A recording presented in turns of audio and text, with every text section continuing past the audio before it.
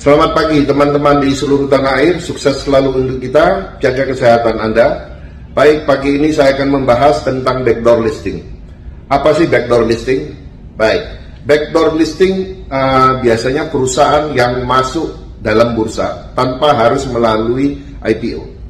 Kalau IPO mereka melakukan proses administrasi, kemudian book building, kemudian melantai. Tetapi ini enggak. Biasanya mereka membeli shell company. Apa itu shell company? Shell company itu perusahaan yang sudah melantai di bursa, tetapi mungkin pemiliknya mau go private atau pemiliknya mau keluar dari bursa, cangkangnya dijual. Shell company namanya, itu dijual. Nah, harga shell company ini nggak murah, pasaran sekarang sekitar 30-50 M. Kemudian dibelilah oleh perusahaan yang mau melantai tadi. Nah, saran saya perusahaan yang mau melantai tadi valuasinya haruslah triliunan supaya harga cangkang itu tidak terlalu mahal kelihatannya. Oke, dia beli, kemudian diuruslah pajaknya, zero balance sheet, nggak ada aset, asetnya semua dikeluarkan, bisa juga asetnya diambil, tergantung negosiasi. Dan tapi yang paling penting adalah bagaimana memungut saham yang sudah banjir di pasar. Jadi kalau banjir di pasar itu udah 30%, itulah yang harus dipungut oleh si pemilik baru kalau dia mau. Tapi kalau enggak ya enggak perlu. Nah, setelah proses itu selesai, perusahaan yang baru masuk, kemudian langsung melantai.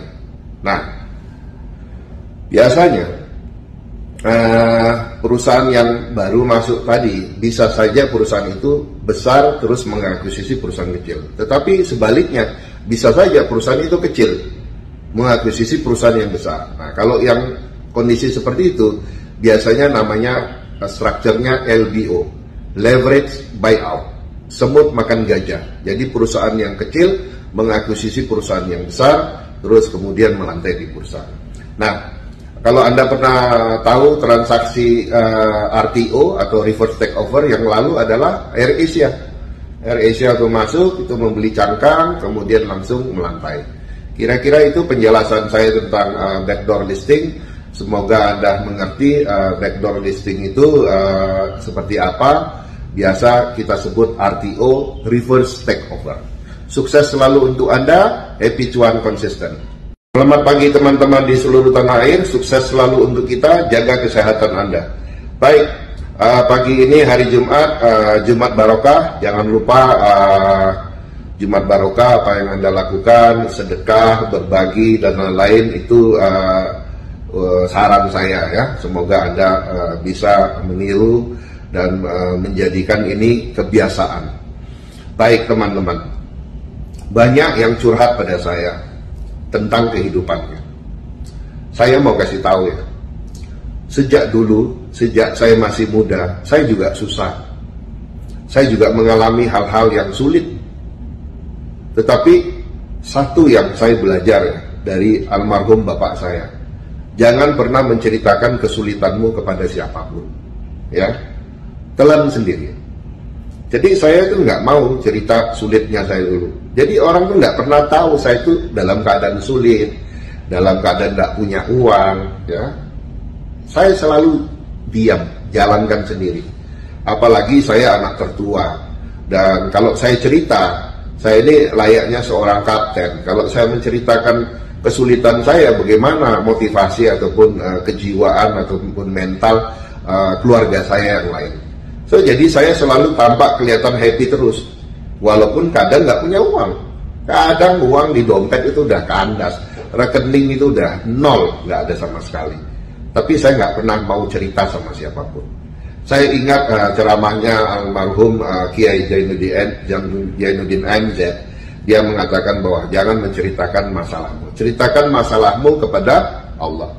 Dan saya selalu cerita pada Allah. Ya Allah, saya ini lagi susah, nggak ada duit. Tolong ya Allah, gimana saya mau kirim buat ibu saya, ya, mau bayar listrik, mau bayar air, bayar pembantu, bayar semua. Ini nggak bisa ini, bulan ini berapa hari lagi udah habis, saya nggak punya duit.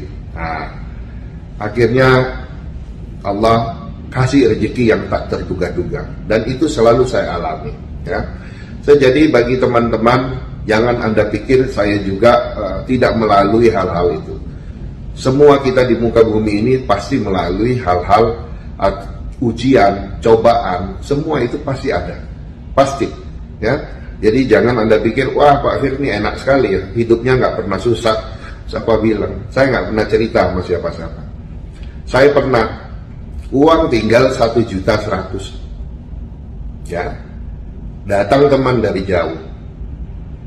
Saya nggak mau dulu menunggu dia bilang nggak ada duit. Saya langsung tanya, ada ongkos pulang?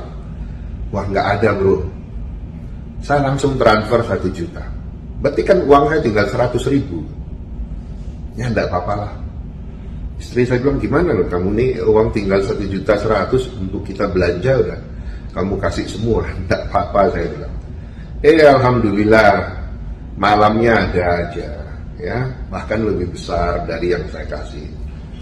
Kepercayaan itulah yang saya sharing pada teman-teman dekat saya, bagaimana memiliki hati yang baik. Kadang kita baik, mau berbuat baik, tetapi kadang tanggapannya selalu saja negatif. Saya selalu pesan pada teman-teman, jangan pernah berhenti menjadi orang baik, walaupun di sekeliling kita terdiri ataupun banyak orang-orang yang buruk, ataupun yang jelek, ataupun yang jahat hatinya pada kita. Santai aja, ya. Jalani prosesnya hidup ini, tidak usah berkeluh kesah. Insya Allah selalu ada jalan. Yang penting bagi yang muslim, jangan lupa berbanyak sholawat, berbanyak istighfar, apalagi hari Jumat seperti ini. Pasti Anda keluar dari masalah Anda.